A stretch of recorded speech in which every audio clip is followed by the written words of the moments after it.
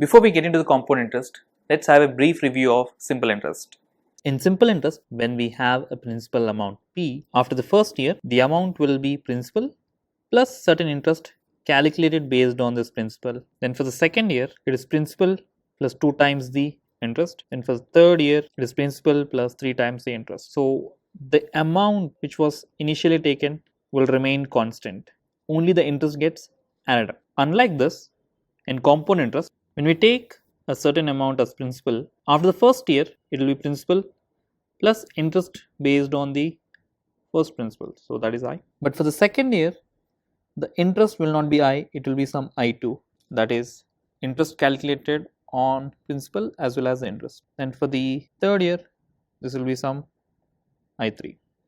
So as we proceed, the interest is actually compounded. I hope you are able to make out the difference. Now let's get into the formula. In compound interest, amount equals principal into 1 plus r by 100 to the power t, where a is the amount and p is the principal taken, then r is rate of interest and t is time for which the amount has been taken. Now for this, if you want to calculate the compound interest, it is basically amount minus principal. Therefore this is p into 1 plus r by 100 power t minus p. So when you take the p common, it is 1 plus r by 100 power t minus 1. So this particular formula we will be using in most of the questions. And one more important point to be noted, the above formula is applicable only when interest is compounded yearly. That means interest is calculated year to year, but it is not compulsory that in the question it will be yearly. It could be half year or quarterly or monthly. So let's also learn what will be the other formulae. If the interest is compounded half yearly, then the formula for the amount is A equals P into 1 plus R by 200 into 2t. So what happened is basically time has been changed to 2t and the rate has been changed to R by 2. Now if it is quarterly, then A will be P into 1 plus R by 400 into 40, and if it is monthly, amount equals P into 1 plus R by 1200 into 12t. I hope you are able to make out how we are writing the formula. Now most of the times, because we have an exponent t, it is better if we learn a little bit of shortcuts. So let's look into the rate of interest, r percent. If it is 4, then 5, then 8, 10, 12 and 20. This will be the common rate of interest, and generally time is given 2 years. Then what happens is, we already know amount is principal into 1 plus r by 100 power t. Now let's take the example of 4%. So this is p into 1 plus 4 by 100 power 2. This is p into 1.04 square. Now at this point, if you can memorize this value, it's more easy to calculate. So let me write down the decimal to the power of 2 expansions. For 4% we will have 1.04 square, which is 1.0816, and when it is 5% it is 1.05 square, this is 1.1025. For 8 it is 1.1664. 10 means 1.1 square, this is 121, so 1.21, and then 12%, 1.12 square is 1.2544, and 1.2 whole square is 144, so 1.44. Try to memorize this so that the calculations will be much faster. Alright, this is sufficient to start with, and before we get into the questions, let me also give you the different type of questions asked from this topic. The first one is basic formulae based questions. Here they give all the values, we just need to pick up the formula, substitute the values, and directly we'll get the answer. The second type is correlation between simple and compound interest.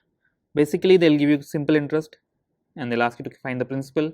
That particular amount is used in the compound interest for the rest of the calculation, something of this sort. And the third type is we are asked to calculate the difference between the compound interest and the simple interest. Alright, now let's get into the type 1, that is basic formula based question. Here we have a question: the compound interest accrued on an amount at the end of 2 years at the rate of 12% interest per annum is rupees 2862. what is the amount? For this, let's write the given data first. They have given the compound interest as rupees 2863, then rate is 12%, time is 2 years, and principal is something which we need to find. For this, we already know the formula. Compound interest is amount minus principal. This is P into 1 plus R by 100 power T minus P. So this is, if I take P common, this is 1 plus R by 100 power T minus 1.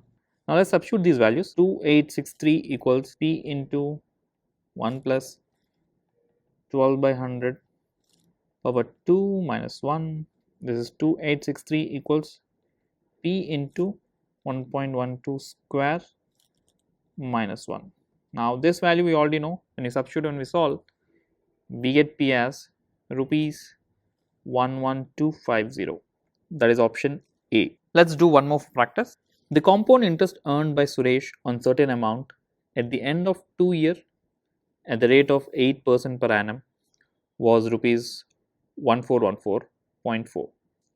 What was the total amount that Suresh got back at the end of 2 years in the form of principal plus interest? So here in this question, they are basically asking us to calculate the amount. Okay, let's do this.